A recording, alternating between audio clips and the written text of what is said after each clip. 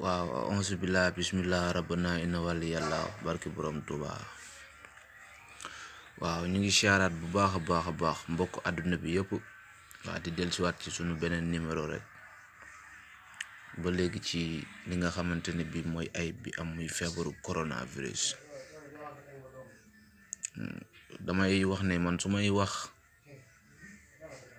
du ñeneen ñi ñoo ma ñor, man sama réew moo ma ñor muy Sénégal. Sénégalais yi laay waxal ci ñi ma bëgg a dégg nag. waaw ak ñi am dégg-dégg. fan yene passé maa ngi doon wax ci wàllum masque yi ak maa ngi doon wax ci wàllum prévention bi ci coronavirus. démb xaw ma barki démb ñu ngi waxaat ay yeneen cas Sénégal. may del si di ñaaxaat rek parce que comme la ma leen waxoon début ba amu fa woon duma ko gëm te duma ko mës a gëm Sénégal, parce que ñun suñu système nerveux maanaam coronavirus ñimew ko. kon nañ bàyyi politique beeg tiitalaate bi ak di teg yoo xamante ne bi benn instant nii amul. nañu bàyyi loolu te comme la mu leen waxoon nañu continuer di gën a saxal kun gi, di gën a yokk cet gi, gën a yokk vitamines yi, sax ci sport bi dañu ciy génne. bon li ma su la ñëwoon la fois passé parce que dama leen doon wax ci wàllum masque yi bu ko kenn jël parce que ba léegi ñoom ñu ngi ci seen système. li may wax dinaa ci dugal ay yeneen vidéo ngeen gis xam bu baax a baax système tubaab yi. waaw parce que instant nii li leen jaaxal mooy Afrique, li leen jaaxal mooy pourquoi pas yenn feebar yi leen di dal du dal africain. kon ba léegi ñu ngi ci seen guerre sans arme bi ma doon wax. mais nag ba léegi kun moo man kanu. bon ba tax na jamono yi nii ñu ngi def seen ay pexe parce que teel nañoo alerté ci masque yi. fu mu toll nii nag yéen waa Sénégal laay wax, vaccin yi mu ngi ci yoon bi te testé wuñu ko fenn fudul Afrique. waaw buñ ko testé mu jàll nice, buñ ko testé wu nag bu fekkee ne jàllut africain yaa cay continuer de. ba tax na waaw comme ni ma leen ko expliqué ci li nga xamante ne bi mooy coronavirus bi, ni ma leen ko waxee ne leen lu ñu yàgg a togg la. yàgg nañ ko togg bëggoon ko sànni réewum Saddam Hussein.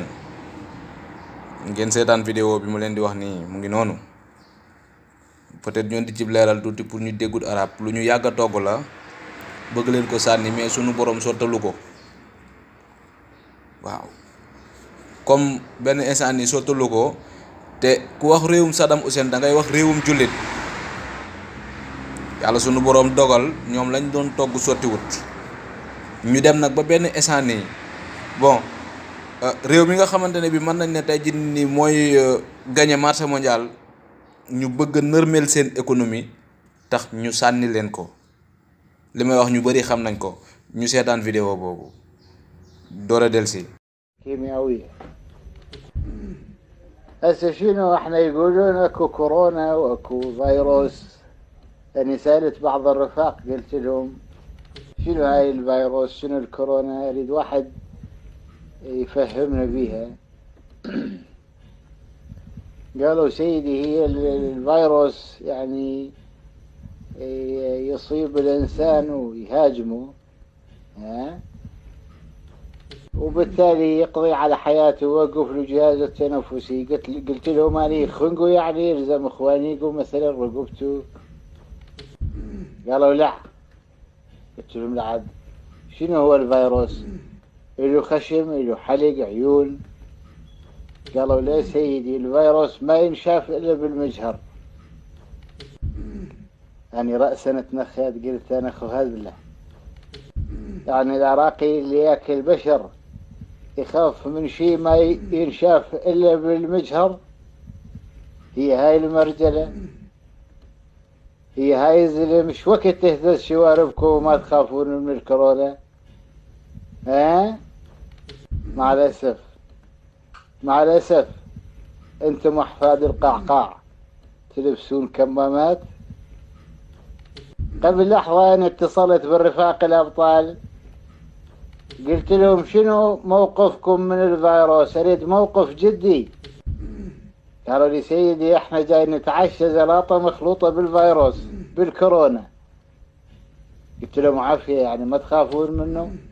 قالوا لا احنا ترباتك، احنا ابناء العراق ما نخاف من الفيروس الكورونا اينما كان او يكون. وبالتالي يعني دائما اوجه بعض الكلمات للاخوة من الشعب ونقول لهم waaw en plus comme sama vidéo bu njëkk ba li ma leen yàggoon di wax ne leen tubaab yi dafa am benn esprit bu ñuy xeexe ak ñun boo xamante ni bi nekkatul arme nekkatul dara mais système la ñuy xeexe ak ñun. am na beneen documentaire bu firndeel li may wax mooy vidéo bu noonu ci yoon yi ngeen déglu ko. am na version anglais am na version français pour wan na la tubaab yi yàgg nañoo bundu xataal africain yi yàgg nañuy créer africain yi yàgg nañ leen di roof seen ay virus. ñu seetaanaat vidéo boobu noonu door a dellusi bu ko defee maanaam ñëpp dinañ xam man fi may waxee fan la quoi. Et quel genre d'opération faisiez-vous? C'était des opérations clandestines. Nous étions impliqués dans des coups d'État, nous prenions le contrôle de pays pour d'autres dirigeants. Nous étions impliqués au Mozambique en propageant le virus du sida par voie médicale. Nous étions impliqués en Angola avec le docteur Jonas Savimbi pour diverses opérations. Nous accordions un soutien militaire. Donc, des gens ont été tués pendant ces opérations. Absolument. Yoran, je vais juste reposer la question et tu pourras intervenir. Ok. Vous avez parlé de propagation active du sida. Il y avait une unité du Saïmar. L'une de nos attributions était d'aller dans des